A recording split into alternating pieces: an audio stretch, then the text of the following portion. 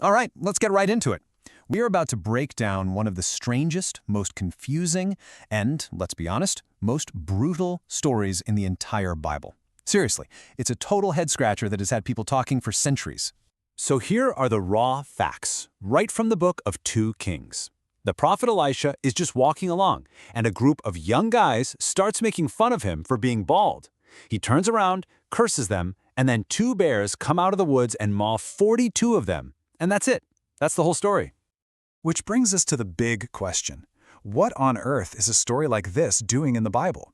Is this really just about a prophet with a short fuse and a really bad temper? Or is there something way deeper going on here? Okay, so to crack this case, we got to look at the 3 main parts. You've got the prophet, you've got the bears, and you've got the problem, which is that on the surface, this story just feels wrong. I mean, let's just call it what it is. The first glance reading of this paints a pretty awful picture, right? It just seems like a massive, petty, and violent overreaction. It feels cruel, it feels random, but what if that initial reaction, that surface-level reading, is actually missing the entire point?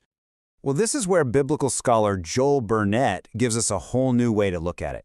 He argues this isn't about a literal random event at all. Instead, he says it's symbolic, and it has to do with something called cosmic geography, and a direct challenge to Elisha's authority as God's prophet. This idea, well, it's the key that unlocks this whole mystery. And our first huge clue is kind of a weird one.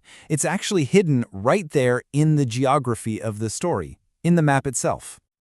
Okay, check this out. In the real world, if you travel from Gilgal to Bethel, you go up in elevation. It's a climb. But the Bible, the text itself, says that Elisha went down to Bethel. Now, this isn't a typo. Scholars are pretty sure this is a giant, flashing, deliberate clue. And this gets us to this really fascinating concept called theological geography. The idea is that in the Bible, directions like up and down aren't always about hills and valleys. Up can mean you're moving toward a holy place, toward God. And down, well, down can mean you're heading toward a place of spiritual corruption. So why is Bethel a place you go down to? Because in the story of the Old Testament, Bethel was a huge problem. It was the capital of idolatry, a center for non-Yahweh worship that was set up as a direct competitor to the real temple in Jerusalem. So for the writer to say Elisha went down to Bethel, that was a major theological slam, basically calling the whole place spiritually bankrupt. Okay, so the place is symbolic, but what about the people? Who exactly were these little boys who were mocking Elisha? Let's dig into that next. So the original Hebrew phrase is nerim ketonium. And for centuries, it's been translated as little boys or small children, which is exactly what makes the story so horrifying. But the real question is that translation actually right for the context? Well, let's just look at the evidence. The word ner pops up all over the Bible. Joseph is called a ner when he's 17. Solomon is called a ner when he's a newly crowned adult king. David is a ner when he's a young warrior facing Goliath. You see the pattern here? A ner is not a toddler. It's a young, unmarried adult man. So what's our conclusion here? These weren't little kids playing in the street. No, these were young men.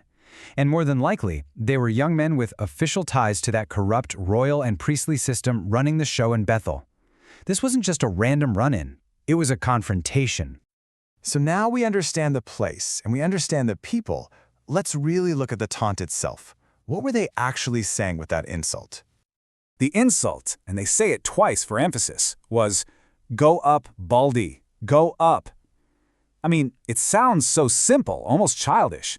But just like everything else in this story, there is a much deeper meaning packed into just those 4 words. Let's break it down. First, Baldy. This probably wasn't just about his hairline. It could have been a way to challenge his authority, maybe making fun of him compared to his mentor, the famously hairy prophet Elijah. But second, and this is the real kicker, go up. Go up where? They were telling him to go up to their sanctuary at Bethel. They were telling the prophet of Yahweh to go join them in their false worship. This isn't a childish insult. It is a full-blown theological and political challenge. So let's recap. We've got a corrupt location, we've got a hostile group of guys representing a rival religion, and we've got a deeply insulting theological challenge. It's time to pull all the clues together for the final showdown. And then we get this number, 42. It just seems so specific, doesn't it? Why not 40? or around 50. Why exactly 42?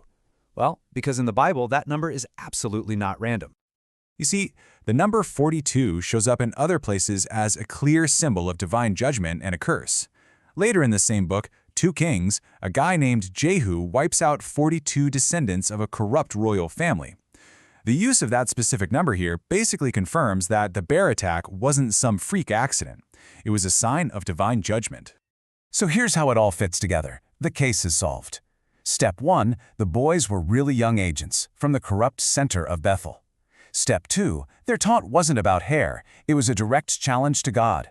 Step 3, Elisha's curse wasn't personal, it was an official judgment pronounced in the name of Yahweh. And step 4, the bears weren't random, they were the symbolic punishment against the entire corrupt system. So what's the big takeaway? This completely bizarre story isn't about a grumpy prophet who can't take a joke. No, it's a short, powerful, symbolic story about a high-stakes showdown between the prophet of the one true God and a whole corrupt, rival religious system. It's a theological smackdown boiled down into just a few verses. And that kind of leaves us with one final thought, doesn't it? If a story that seems this strange and this brutal can hide such a complex and profound meaning just under the surface, it really makes you wonder, what else are we missing in these ancient texts just because we're only reading the top layer?